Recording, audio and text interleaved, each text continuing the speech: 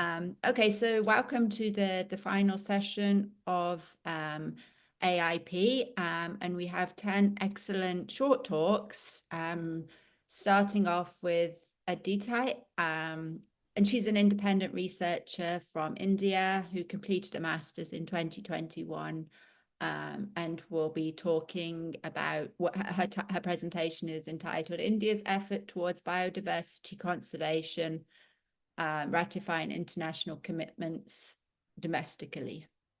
Okay, and over to you. Okay, well, good evening and afternoon to one and all present here. Namaste from India. The global south faces biodiversity extinction threats like agricultural expansion, deforestation, industrialization, changes in the land use pattern, and pollution, which lead to adverse climatic catastrophes as stated by the Organization for Economic Cooperation and Development, better known as the OECD.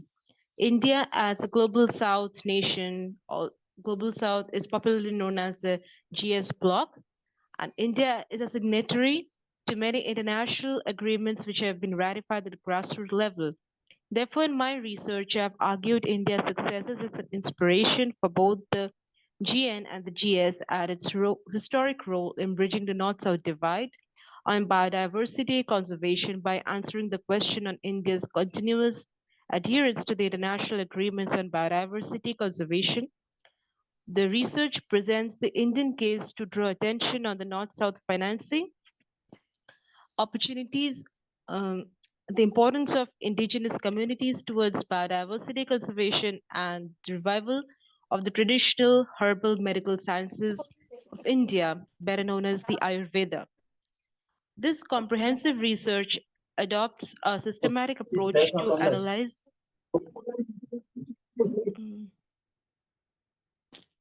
Okay. Chris, can you mute? Sorry, Chris, I can't mute if you can mute. Yeah, I think we're good. I'm sorry about that. This comprehensive research adopts a systematic approach to analyze and synthesize the existing literature in academic databases, government reports, and scientific journals, which included both historical and contemporary research. Their critical analysis have showed the potential areas of debate in a thematic manner and categorized into two broad sections, including India's standard international agreements and their ratifications in the form of domestic laws, initiatives, and schemes. However, the research is limited to analyzing the most popular government schemes like Project Tiger, Project Dolphin, and Project Elephant. In my research, I have referred to India's commitments and fulfillment of international agreements as a framework to analyze its background of proposing for a cooperative model for both the global North and South by highlighting the sites and the KMGBF agreements. I also analyze its emphasis on the indigenous ways to biodiversity conservation. In other words, India as a GS country reiterates that its national policies should not be mechanically formulated under the tutelage of the Western hegemons. Rather, its indigenous population are adept at taking care of biodiversity management in sustainable manner, the pedagogic value of which is tremendous. My research showed that India has drawn worldwide attention to the existing global biodiversity conservation financing gap. It also emphasized the need for greater cooperation between the two blocs, that is the North-South, to bridge the existing divide. On the national front, India has proved itself to be an inspiration by connecting its biodiversity conservation efforts with the livelihood opportunities of the indigenous people by promoting tourism and afforestation. Well, to conclude, I can say that future researchers in this field may be carried out to explore ways of the Ayurveda's role in biodiversity conservation and as one of the ways of bridging the North-South divide. However, while researching on the Global South's efforts towards biodiversity conservation, one should highlight the importance of indigenous communities in joining hands with the government towards protecting exotic animals and plants. So thank you. That was all I had to say, and I look forward to answering questions. So next up we have Astha, who is also from India, a PhD researcher from Dayalbagh Educational Institution, and you may want to correct me when in a moment if I mispronounce that. I apologize. But she's her talk is titled "Rethinking Animal Representations in Karen Joy Fowler's We Are All Completely Beside Ourselves," and Laura Jean McKay's The Animal in That Country, A Comparative View. My heartfelt greetings to everyone present. My name is Astha Sharma, and I'm a PhD student from India, and I'm currently enrolled in the Dayalbagh Educational Institute. I'm pursuing my PhD in literature with a special focus on human-animal studies. And this is my first ever conference presentation. I'd also like to give a trigger warning before starting, because my presentation will have mentions of animal cruelty in it. So let's start. So the topic is Rethinking Animal Representation in Laura Jean McKay's The Animals in That Country, and Karen Joy Fowler's We Are All Completely Beside Ourselves, A Comparative View. Chinua Achebe said, "Until the lion learns to write, all the stories glorify the hunter." Time and again, many writers have raised their voice for the ones who cannot speak for themselves, and today we all have gathered here to further the cause of non-human animals. The works that I've taken today for this study critique the anthropocentric nature of narratives, which often portray the truth of only those who hold the pen. Throughout literature, we have seen animals as being portrayed as monsters and beasts, putting humans above animals and relegating non-human beings to the margins. However, in the last few years, human-animal studies as a field has brought about a shift in this traditional approach, decentering the human and creating a more inclusive approach for human and non-human beings. Laura Jean McKay's The Animals in That Country and Karen Joy Fowler's We Are All Completely Beside Ourselves challenge these notions by giving voice to the animals, exploring the human-animal binary, and raising concerns about human domination and ethical conduct towards animals. McKay's novel, set in a dystopian world, explores human-animal relationship in the midst of a pandemic, which gives humans the ability to communicate with animals. Revolving around a park ranger, Jean, the story explores her relationship with the animals in her care, especially Sue, a dingo, and shows how differently animals perceive humans. McKay's animals do not conform to the laws of human language, but choose to speak their own fragmented truth, which allows the readers to see how McKay has tried to represent animals as complex, independent beings, attaching personhood to them. Even though the park rangers are accustomed to taking care of animals, McKay sheds light on the fact that humans are still not ready to confront animal subjectivity if it conflicts with their preconceived notions regarding animals. In the novel, when Bernie the crocodile tries to play with Angela against her wishes, she kills and cooks him, asserting superiority, showing how humans have the upper hand in this interaction. This incident forces the readers to rethink the dynamics of human-animal relationships, focusing on how we perceive animals as passive entities. McKay's use of the pandemic and interspecies communication allows the readers to see animals as beings with agency, and it forces them to ponder over the ethical concerns surrounding them. While McKay's novel presents a dystopian world where animals and humans can understand each other, Fowler's narrative explores the intertwined lives of Rosemary Cook and Fern, a chimpanzee who is made to live with the Cook family as a part of a scientific experiment. Even though the novel talks about the separation of the two sisters, the readers only get to know Rosemary's side of the story. Fowler critiques the invasive nature of humans, how they use animals as per convenience, with little sense of moral and ethical retribution. The fact that Fern's story is also narrated by Rosemary, because of which she gets sent away to an animal testing lab, makes us rethink how the concept of animal identity is completely lost on humans. Moreover, we get a detailed description of Rosemary's trauma, underscoring her guilt and shame regarding Fern being sent away to the Cook from the Quick residence. Fowler, through her work, highlights the horrors of treating animals as subjects. The novel touches upon important themes such as animal cruelty, human-animal bond, and ethical dilemmas surrounding these bonds. Fowler shows how society imposes various layers of meanings onto animals, sorting them into categories as per convenience. Rosemary's inability to make people understand that Fern is a sister and not a subject for testing is a poignant example of this. Although both the writers challenge anthropocentric narratives, their approaches in treatment of the topic are quite different. McKay's narrative emphasizes the mystery of animal nature and communication, thrusting the readers into a world where boundaries blur between humans and animals. Fowler's work, on the other hand, is fragmented in a sense that it oscillates between the incomplete memories of the past and the conflicted present. While McKay depicts the animal gaze, presenting animals as beings with an identity and consciousness of their own, Fowler humanizes Fern to a level that we find Fern straddling two lives, one that demands her to be an animal of the wild and another that wants her to be Rosemary's sister.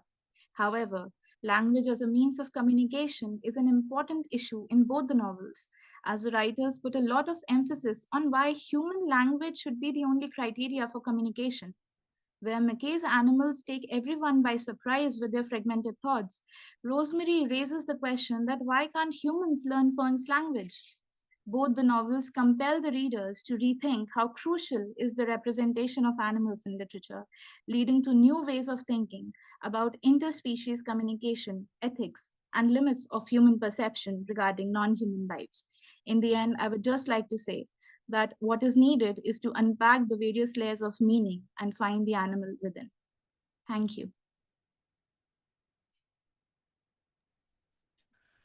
So next up we have Chamindhi, a master's student from the University of Colombo in Sri Lanka, presenting a presentation titled Masculinities that Enable Trophy Hunting in British Ceylon. My name is Chamindhi, and the title of my flash talk is Masculinities that Enable Trophy Hunting in British Ceylon. I've been interested in understanding how our relationships with our non-human kin are often shaped by gendered norms and coloniality. And as part of that larger academic goal, this project looks at trophy hunting in British Ceylon as a site where hegemonic masculinity, colonialism, and anthropocentrism intersect in a Sri Lankan context.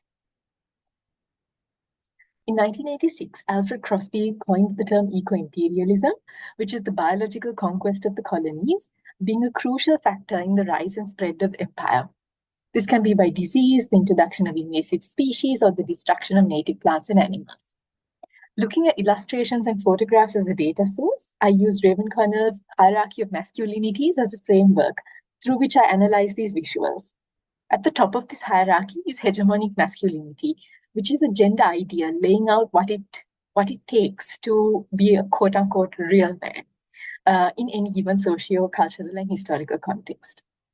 Through this study, I ask how important the embodiment of hegemonic masculinity is to driving eco-imperialism, which was a key factor in the expansion and sustenance of the colonial project. There's a significant body of work on the connection between hegemonic masculinity and anthropocentrism, and how they often mutually reinforce each other. Daniel Perez Marina takes an ecofeminist approach, understanding the connection between anthropocentrism and androcentrism, arguing that men and the male perspective is central to the human experience. Joseph Strummick writes of the hyper-masculine image projected by the British Empire through the practice of big cat hunting. Carol J. Adams talks about the everyday practice of meat eating as an objectification of both women's bodies and their bodies. Across the empire, this idea of the ideal man was inextricably linked to the dominance of the more than human world, and it can be seen repeatedly in many of the travelogues by British administrators in Ceylon, who were avid hunters and took great pride in their quote-unquote sport, which was both a display of their masculinity and their ideas of nation and empire, as can be seen in this excerpt on the right, which is from Samuel Baker's The Rifle and the Hound in Ceylon.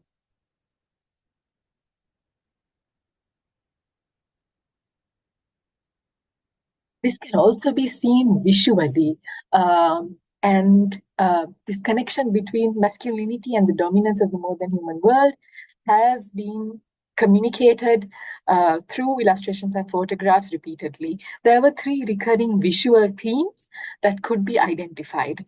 And I understand that highlighting a single prominent upright figure to be a visual signifier to anthropocentrism, It could be that the background is captured or created in a way that highlights the figure, or as like in the first, in the topmost image, or having the less important figures turned towards the main figure, cueing the onlookers to do the same, like in the image on the left, bottom left, and having the main character taking up more space visually or having them in the center of the image. The second sub-theme is the visual representation of physical dominance over animal bodies, as can be seen in all of these images. This is especially visible in the hunting of much larger animals like elephants. In many of the images, the full weight of the hunter has been imposed on the hunted animal, effectively changing this once agentive autonomous being into simply an object. A core part of anthropocentrism and colonialism is the creation of hierarchies of power and value. And these hierarchies were not limited to the human world and were often imposed on animals. Perhaps the most enduring of this is of the dog. Dogs were often a projection of this hyper-masculine image they had created and were often an extension or a proxy to the colonial masters. They've been instrumentalized as weapons to both dominate colonized non-humans and humans that were considered lesser than. Moving forward, I think one direction in taking this project further is to study the embodiment of gender in the native other and other ways of knowing. Unearthing these largely silenced histories as a resistance to coloniality will provide us with the stable grounding for decolonial thought and action that I am hopeful that will alter our relations with the more than human world for the better. I am happy to continue this conversation. If anyone is interested, please reach out on the email that is on the screen. Thank you.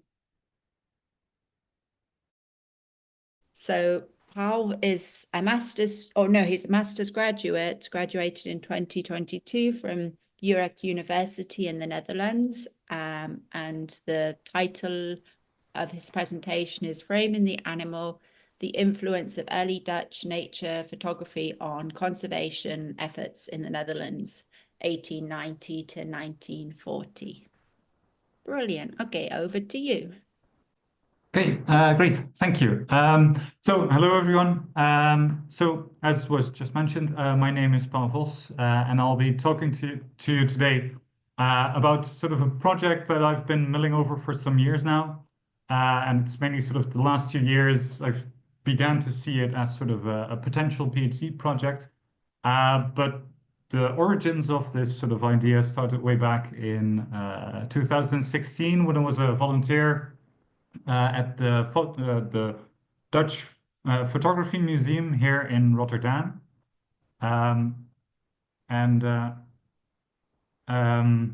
Sorry, I got distracted.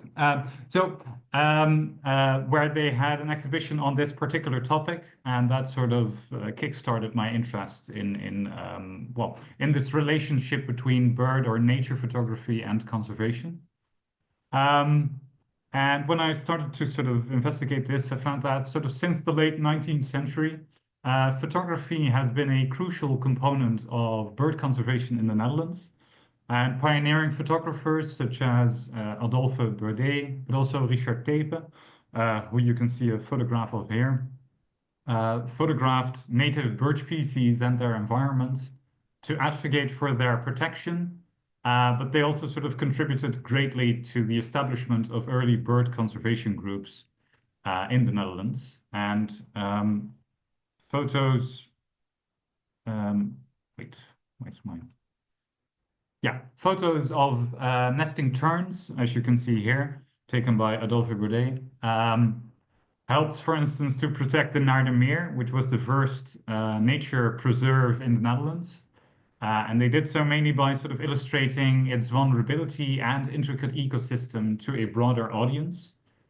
And as such, this project will aim to investigate how early Dutch bird photography, so from 1870 to 1940, visually constructed specific ideas of birds and their environments, but also sort of how these visual narratives influenced historical and contemporary Dutch conservation practices.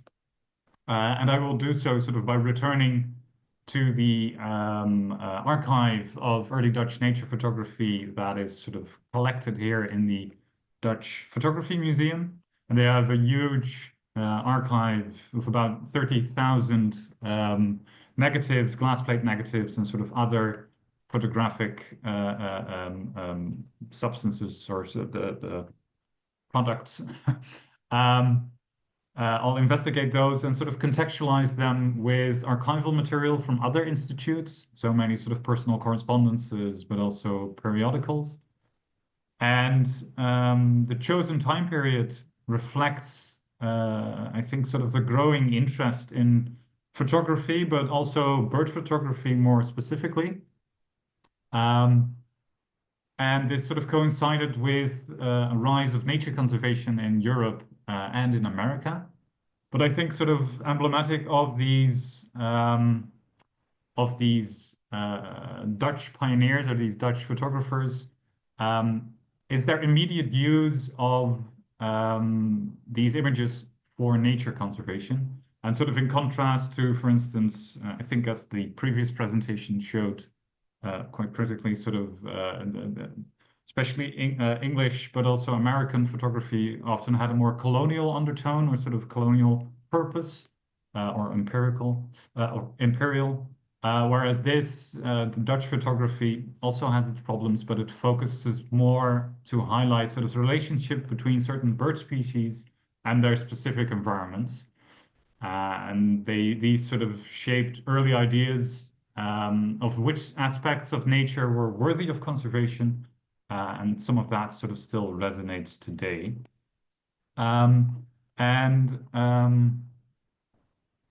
Yeah, so I'm currently thinking about a couple of aspects, and these are mainly methodological in nature. Since I have a background in literature studies, so historical or archival research is somewhat new to me. So I'm mainly sort of worried, how do I sort of keep track, or how do I trace non-human animals in human archives? So how do I sort of stay with the animal, as it were? But also, how can I sort of highlight or emphasize what sort of this historical perspective what can it tell us about current conservation practices, and not only in the Netherlands, but also sort of more widely, perhaps, especially considering that our relationships towards animals are becoming increasingly mediated. So that is sort of what I'm currently at. And if you have any ideas or any sort of anything, please reach out to me or share it on the Padlet. And thank you. Hello, everyone. Thank you very much for your invitation. I am very glad to be here today. My name is Kasia Oleskiewicz, and I am a visual artist and a researcher, working, among other things, with issues of the animal and more than human ethics. And one of key points of my research is commemoration. And here today I will briefly introduce one of my artistic series which explores this topic. The Farm Project is a cycle of artworks and art theory which I was actively working on between 2020 and 2022, but I consider it as an open for expansion. And it was initiated by my activist work in an animal rights organization in Poland. This organization was focused on animals suffering due to factory farming, and I started creating objects as a way of personal mourning and dealing with the tragedy that I was not able to process otherwise. The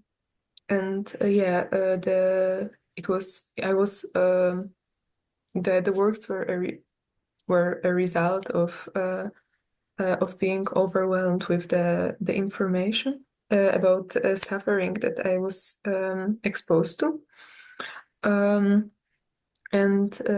Also an important point of this project was the term of animal holocaust, and the words of Isaac Bashevis Singer, describing non-human life as eternal Treblinka, and also the book titled Eternal Treblinka by Charles Patterson, which followed. And I was mainly reflecting on the outrage that this comparison still provokes in the society, that even when it's mentioned by survivors of concentration camps, this comparison of human and non-human and comparison of Holocaust to any other event is treated as something very disrespectful. And I was examining this and our collective memory as passive, as we do not learn to recognize most painful repetitions in history. And therefore, I was thinking that monuments and our way of commemorating, that they do not fulfill their roles. And this, together with my passion and education in sculpture and organization of public space, I started reflecting on the lack of non-human monuments, or at least not presented in a subjective way for themselves, not for humans. So I felt the need to commemorate, understood as bringing attention and evoking shame for the suffering that we cause as humans, and also as filling some empty spaces in our history, in public space, in narration,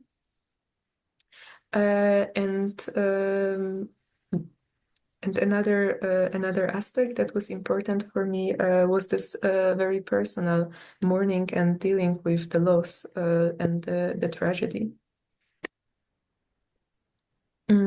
And the farm project consists of visual artworks, some of which I am showing you now, as well as of my concept of non-human commemoration, which I originally wrote as my bachelor thesis in art history, but I also presented as slideshows and essays. And to finish, I will quote Judith Butler and what she has written in The Force of Nonviolence. That loss of a life would be registered as a loss only because those lives were affirmed as having a living value. And that in turn means we regard those lives as worthy of grief. Therefore, to sum up, I consider this practice of grieving and mourning a practice which brings value to more than human lives and fills the gaps in our memory and history. Thank you very much for your time and attention. It was a pleasure for me to be here today.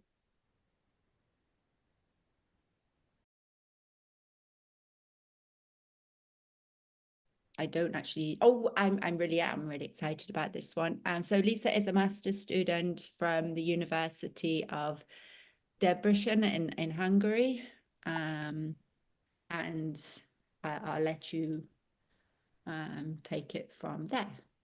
Okay, great. So yeah, I was introduced, but I'm going to introduce myself again. I'm a master's student from Debrecen, Hungary, and my name is Liza Zsíros. And today's presentation's title is going to be Labeling the Other, Monstrosity and Animality in Cristina Rossetti's Goblin Market and Contemporary Cautionary Tales. Before the beginning, I would like to include a trigger warning because I'm going to mention works that deal with violence, rape, and sexual assault.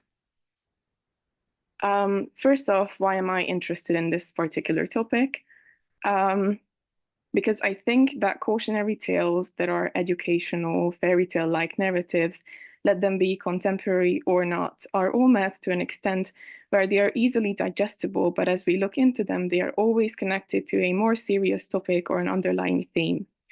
The literary works I'd like to mention now, namely Cristina Rossetti's poem titled Goblin Market and Samantha Hunt's short story titled Beast, And later on, I'm planning to add a short story titled Miss Fox by Sarah Hall and a novel titled Poor Things by Alistair Gray, are all connected to femininity and animality and othering somehow, which is why I think that they are in an intersection between my interests, which are gender studies and animal studies, and also eco-criticism, even more specifically ecofeminism. To get into the synopsis of the works, Rossetti's poem is a tale of two sisters, from which one of them, called Lizzie, fully conforms to Victorian norms as an innocent maid with repressed desires, while the other, Laura, is more curious and eventually gave in to the temptation of men who are present in this poem in the form of anthropomorphized goblins. And she took their fruits, meaning that she engaged in sexual interaction, which leads to her being sick because of the lack of further interactions and ostracization. And even though the story is so far traditional, it manages to renew the genre by letting the protagonist to heal with the help of her sister and normalizing her and eventually her sister's transgression. Next on, Hunt's story is about a married couple with a female protagonist who similarly represses her sexual desires, but whenever she fails to do so, she turns into a deer. Up to this point, this is also a traditional narrative, but it shifts when it turns out that her partner also turns into a deer. And this happens at night, by the way, and this reinforces acceptance towards sexuality. And when towards the end of the story, they both realize that other people transform as well, it totally blurs the bounds of animality and humanity. And again, it normalizes all kind of fluidity, similarly to the poem. I think these stories are relevant for the topics mentioned that are transgressing and blurring boundaries between gender roles, the human and the non-human world in a specific time and space, which is usually a carnival-like grotesque event, for example, for the use of bodily fluids as metaphors for uncontainability. They criticize the traditional treatment of gender roles and inequality while normalizing sexuality. By doing so, they also reconstruct how the previously negatively perceived animal or anthropomorphized monstrous characters can actually add to the narrative, which highlights the importance of eco-criticism. And here's my thesis, which will also serve as a conclusion for now. My claim is that these mentioned works challenge the previous moralizing aspect of traditional cautionary tales by not limiting or marginalizing its human or non-human animal characters into gendered norms or to the dichotomy of innocent angelic figures and the monstrous beast roles, but allow these so-called others to transgress and to blur boundaries without using them as educational tools. And thank you so much for the attention. Sorry again, these are my sources and feel free to contact me on this email address. And thank you again. Yeah, and thank you, Lisa. And I'm so happy that, yeah, your Wi-Fi came back.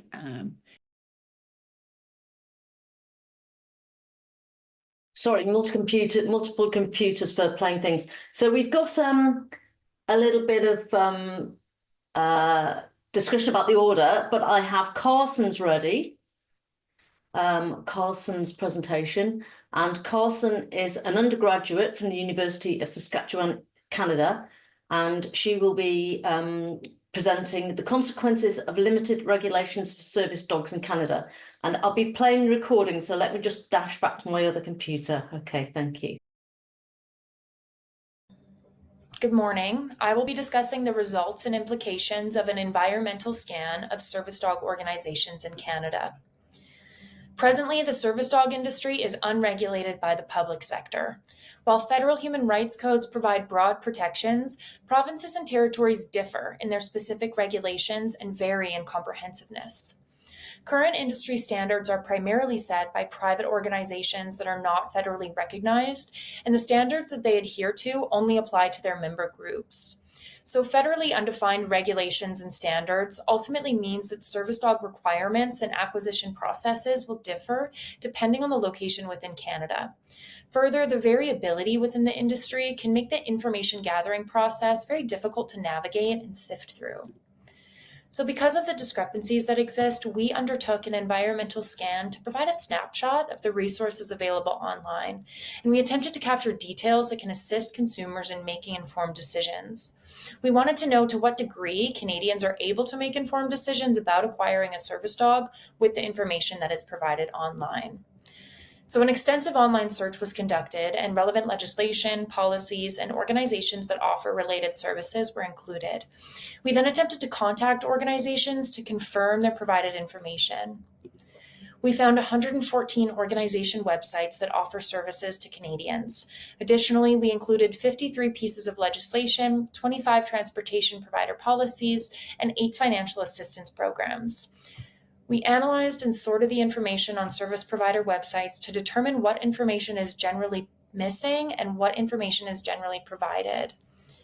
So our findings reveal a variety of resources for service dog acquisition across Canada, but the information available is inconsistent and often incomplete. Many websites lack clear administrative details, creating additional burdens for individuals navigating this process. A critical gap is the lack of information on animal welfare, which prevents individuals from fully understanding the lived experiences of their potential service dog. Without regulation, the treatment, training, and living conditions are decided by individual organizations and handlers. And without proper oversight or disclosure, these aspects of service dog welfare are simply unknown. So to contextualize these implications, we use the 5 Freedoms framework to assess the impacts of unregulated standards on service dog welfare. So without standard regulations on care requirements, there's no assurance that all organizations that handle dogs are adequately prioritizing dietary needs or have guidelines in place for providing optimal nutrition. There's no mandated standard for the environment in which these animals live and work. And without oversight, there's no way to guarantee that the dogs are receiving the basic needs like shelter and comfortable resting areas. Also, the social and spatial needs of service dogs may not be consistently met, leading to potential undue stress. Reoccurring vet visits for service dogs are not mandated, and this absence poses a risk to their physical well-being, as there is a chance they could continue to work with injuries or untreated health issues. Many organizations state their breed preferences for service work, so poodles, Labradors, and Retrievers, to name a few. And this preference can overburden such breeds, potentially leading to unethical breeding practices like overbreeding, which can present health risks. There's no way to assure that organizations follow humane and scientifically effective training practices. Training methods can vary widely, and some may not align with the best practices for ethical treatment and well-being of the dogs. Many handlers report facing issues when accessing public spaces, including service dog interference and distractions. Unexpected situations in public spaces can sometimes be overwhelming for service dogs, especially if they lack consistent and supportive training. The risk of being startled or stressed can potentially affect their tasking abilities and their overall sense of safety. Additionally, the lack of standard procedures for service dog retirement raises concerns about the fate of the dog once they can no longer work. Questions remain regarding whether the dog can stay with their handlers, if they're rehomed, or even if they end up in shelters. Some organizations reclaim the service dog after retirement, which can sever the human-animal bond developed through years of partnership, causing a great deal of emotional distress for the dog and the handler. So overall, the findings of the environmental scan only really shed a small light on the inconsistent system that handlers must navigate and the potential harm caused to all parties involved by the lack of regulations. Most importantly, it highlights the need for harmonization to ensure consistent protection for service dog teams across Canada. Thank you so much for listening. Okay, 1 second. Let me just share the next one. Just give me a second, thanks. Hello, I'm Marta Morales from the University of Córdoba, and I'm Sabrina Galdi from the University of Torino. Well, we have carried out this research work entitled The Welfare in Systems Therapy Dogs, and we found that, compared with the many studies of the benefits in humans, there were fewer studies focusing on the animal welfare. And also, the legal framework is too poor and even absent in most of the countries. In this study, we aim to get a representative idea of the ability of people working with this kind of animals to identify when they have an experience with a stress situation or their well-being is compromised, and to see whether the measures taken to ensure their welfare are correct. For this purpose, we developed an online form that was sent to individuals and companies involved in this kind of therapies. The results obtained were striking, as high levels of stress were observed along with other interesting data. For example, it was found that the training of the handler was neither standardized nor regulated, that the activity accounted for less than 25% of their income, and in cases where it accounted for more than 75%, most of the handlers were responsible for more than 2 animals, and these animals worked more than the average. Regarding the animals, it was observed that only 25% of handlers recognized the need for periodic behavioral assessments, and only 21% think the same regarding stress evaluations. Concerning the animals' activity outside of sessions, they had sufficient walking and playtime, although they lacked other stimulating activities such as agility or scent games. Curiously, 9% of handlers reported using barf diet, which is banned due to its zoonotic potential. In these sessions, it was found that the work time exceeded an hour compared to the recommended 30 minutes. Unfortunately, signs of stress were observed in varying intensities in all of the dogs analyzed. It was also noticed that the handlers had a low capacity to identify these signs, even though most handlers reported having at some point identified the animal desire to leave the activity. So, between the most relevant conclusions, we found that there is a need for legal regulation of monitor training and also the training and selection of these animals. It isn't a major source of incomes for these persons, and there is a lack of regulated behavior assessments, and also there is a need for further training of the monitor in identifying these signs of stress and for the greater presence of ethologists. And for sure, there is an imminent need for legislative regulation. And that's it. This is our research work, and you can contact us if you have any question or you want more information. Thank you very much.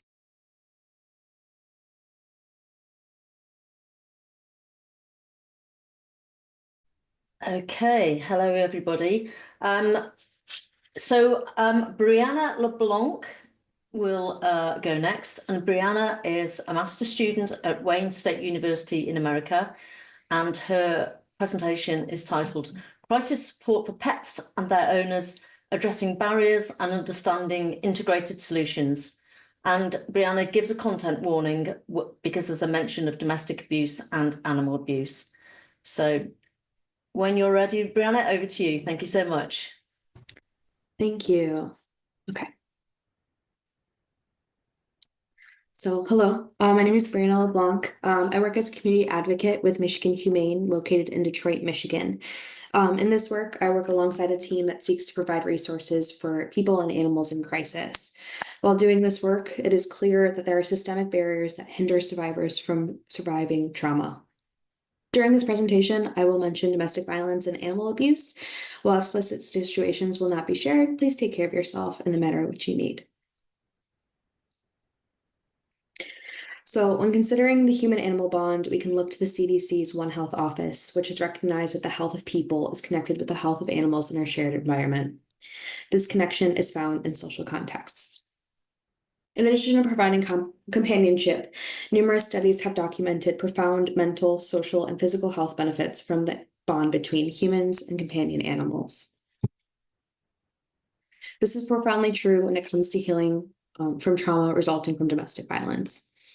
Companion animals provide a constant, sound sense of safety and well-being in times of uncertainty, an increased capacity for self-regulation and care, and their interactions are often the impetus for functional re-engagement within social environments. This is extremely true with children survivors as well. Consistency in schedule is mutually beneficial across species. On the side of the animal, the child will learn the animal patterns of expressing their needs. The process of attunement between child and animal is reassuring to both. For the child, this relationship may be the only one which they feel safest. So what does this sound like? We have heard, my pet has given me a sense of purpose, has never given up on me.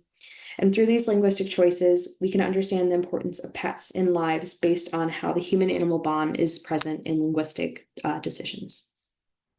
Our current issue is that in crisis situations, individuals frequently face the challenging decision of either remaining with their pets in unsafe environments or seeking refuge and shelter that do not accommodate animals.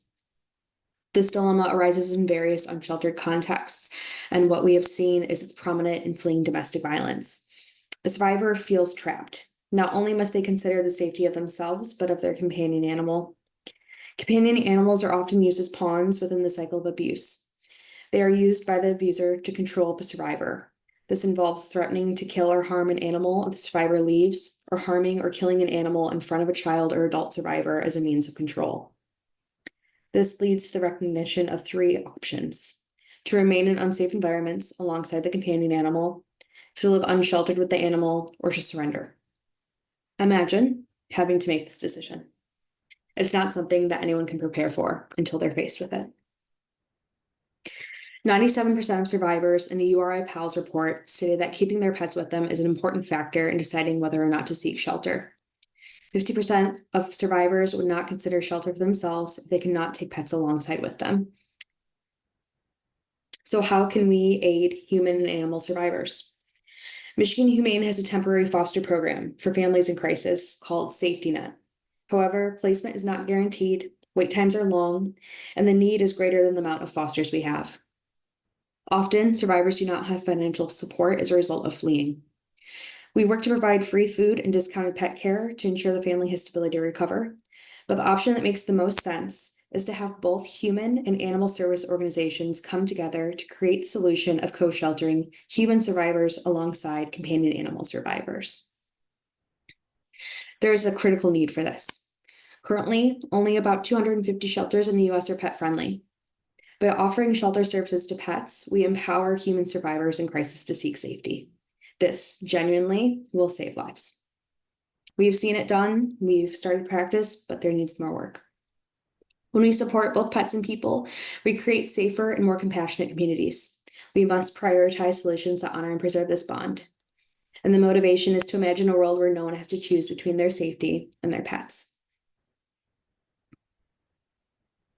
Change must come from a multidisciplinary approach. This looks like involving social work and veterinary care, and domestic violence shelters and animal shelters working together to create cohabitating shelters. This is my contact information. Thank you very much for your time and attention. My bibliography is as follows. So we have next Erica Goulia. Erica is from the University of Derby. She is going to present via a pre-recording, Grounding Institution and Interconnectedness, Experiences of Horse-Human Relationships and Connection to Nature. We've had a couple of technical difficulties with Erica's presentation, so please forgive us if we have a few moments of trying to play. Thank you so much. Over to you, Chris. Good morning, everyone. I'm pleased to share with you the presentation of this study titled Grounding, Intuition and Interconnectedness, a reflexive thematic analysis of experiences of horse-human relationships and connection to nature, that represented both the research project that concluded my bachelor in psychology, but also a personal transformative experience which opened the door to new beginnings. Horse-human relationships have been characterized throughout the centuries by dominance-based interactions in existence to ease, please, or enhance human lives, because equines have been and still are mostly instrumentalized for work purposes, for profit, for leisure, or for therapy. Sadly, this is reflected in horse-human relating literature, which rarely explores if and how equine sentience is given due weight and relational space. With the aim thus to give voice to equine subjectivities and to purely dwell on horse-human interaction as an experience unto itself, this study explores what are the pathways to authentic and respectful horse-human relationships that facilitate individuals' connection to horses and nature. This qualitative research indeed examined semi-structured interviews of 10 participants who identified themselves as having regular interaction with horses and a genuine interest in modern human. From a reflexive thematic analysis, 3 main themes emerged: grounded present, intuition, and oneness. Grounded presence was regarded as horses' inherent state of being, the participants learn from or aspire to embody, characterized by a stillness within and a focused vigilance to the immediate surroundings. When people embodied these states of attentiveness by heightening observation skills and expanding repertoire of listening further, they could uncover subtle ways through which horses express their propensity toward interactions with humans. This ranges, for example, from body language to how horses share and manage space, and to how they position themselves within the herd and with humans. The study thus revealed that grounded presence appears to be the gateway for authentically connect with horses, because equine seems to be drawn to individuals who, placing aside ruminative minds, are more attentive to horses' cues. By being grounded, participant attention to the sensory experiences of their own body increased, enhancing hence their ability to access an intuitive inner knowing which is rooted in gut feelings. The second theme is therefore intuition, which comprises a sense of intuitive understanding of each other and intuitive exchanges. Whilst the first refers, for example, to people increased awareness of horses' dispositions, such as trade rides, overschooling, or wanting to engage or not during therapeutic sessions, and to horses picking up on humans' emotion, the latter concerns horse-human communication resembling telepathy, as when horses appear to pick up on humans' intention to change gait, as mentioned in Margot's quote. This study does show that through heightened perceptions, people can better tune to horses' ways of relating, allowing thus equines to have greater confidence in the relationship. This translated into horse seeking human closeness, displaying affectionate behaviors, and purposely engaging in reciprocal interactions. Those intuitive connections are linked with oneness, which is a much more profound sensation of being one with the horse. Intuitive connections strengthened the bond to the point that in some moments horses appeared to blend entirely with human companions, as if they were engaged to the same intent, as whilst riding or in herding cattle, when no communication effort was necessary from both sides. Participants treasure hence some moments of connectedness whereby they felt a sense of "we are all one," and perceived instances where horses appeared to accept humans as part of their group to the point that they could merge and be part of the herd. Riding this wave of connectedness, the study therefore suggested that through authentic and respectful horse-human relationships, the interspecies divide can become blurrier, allowing deep interspecies exchange to occur. This research additionally showed that the journey to attune to horses' subjectivities has the potential to deepen individuals' connection with more than human, as people's ability to notice, experience, enjoy, and sense nature increased. For instance, noticing the beauty of natural landscape with different eyes, and observing animals and nature more thoroughly, as reported by Millie and Charlie. Those experiences thus appear to influence the way that people relate themselves to more than human, fostering more harmonious and just relationships with animals and nature more broadly. This research concluded that by going beyond humans' frameworks of reference, there is space for horse-human mutually trusted relationships and deeper connection with nature. The experiential ecology-based learning outlined in this research might hence play a role in making people shape and reshape their perspectives and in outgrowing anthropocentric views. Further quantitative research is, however, needed before the association between sustained horse-human entanglements and individuals' heightened connection to more than human is determined, as well as more qualitative research to deepen the understanding of this topic further. Thank you very much for your time. Wonderful, another wonderful presentation. And that brings us to the end of the conference. It's been an absolutely amazing conference. I want to thank you all for your participation, for all of the organisers, and to everybody who came and presented, everybody who came to listen, everybody who participated. We really, really enjoyed your participation. It was fantastic.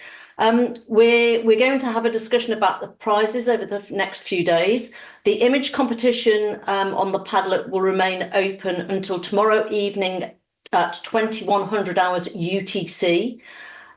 So you can add any images that you have to there, and then we will be chatting amongst ourselves and picking a winner. Regarding the other prizes, we'll be doing the same. We don't know exactly when we're going to be choosing any of the prizes, but we will be in touch with everybody. So I just want to say, please keep an eye on the Facebook page. And if you don't have Facebook, then email us. You can leave your details in the chat, in the Padlet, because the chat will be going soon. And we will, and you can also email us and ask how you can keep in touch with us. And we will let you know how to keep in touch and how to know about the prizes and the recordings, etc. Before I hand over to Irene and Jill and Chris to add anything that they would like to, I just want to say thank you to all the animals mentioned in this conference, all that participated without knowing that they were participating, and all that may have had an inkling that they participated too. And thank you so much for advocating for the ones that we advocate for. Thank you so much. The rest of the team, would somebody like to say something? Thank you. Or any of the audience? Yeah, I'll just step in quickly. Oh, sorry, Jill. Just to say thank you to everybody again, and also that I've been putting everybody's contacts in the opportunities Padlet, so do take a look there, because that will be up for longer than the chat. So yeah, if you want to make connections, that's the place to go. Yeah, I just wanted to echo what Sarah and Irene have said. It's been a great conference and we really appreciate all the wonderful talks. It's been really, really great. So thank you very much. Yeah, and everybody give themselves a round of applause, and yeah, thank you. But yeah, did we want to do a waving picture, or nobody wants to put the camera on? No, probably not. Oh, maybe. I can do a quick screenshot if everybody who wants to put their camera on wants to put their camera on. So I'll count to 5 backwards. And I'll do a couple of screenshots as well. So 5, 4, 3, 2, 1. Number 1 and number 2, give us your best side. 5, 4, 3, 2. Oh, Chris, you've gone big. Hold on a minute. One second. Chris went to, on my screen, I've got here we go. Right, okay. Here we go. 5, 4, 3, 2, 1. Lovely. That's great. Thank you so much. Lovely to see you all. See you again next year.